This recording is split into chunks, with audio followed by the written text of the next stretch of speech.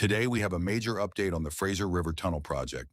The province of British Columbia and the Government of Canada have now confirmed a federal funding commitment of up to $3 billion toward construction of the new tunnel.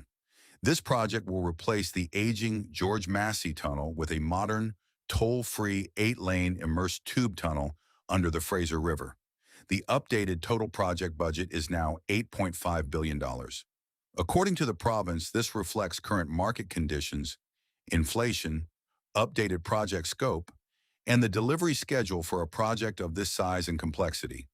The new tunnel is expected to improve safety, reliability, transit connections, and goods movement through one of the most important transportation corridors in British Columbia. It will also strengthen connections to the Port of Vancouver, border crossings, and major trade routes across the Lower Mainland. Early construction work is already underway.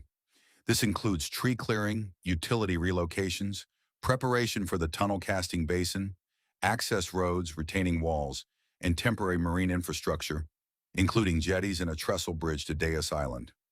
Major construction is still expected to begin in 2027. The province has also changed the procurement strategy for the project. Instead of one large contract, the remaining work will be divided into multiple packages.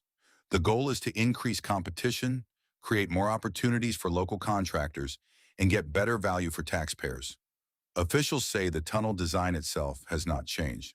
The planned depth, ramp lengths, and general location remain based on the 2023 concept. The project schedule has shifted slightly.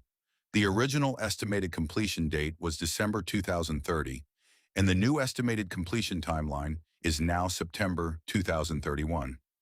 Even with that small delay, the province says the project remains broadly in line with the expected timeline for infrastructure of this scale.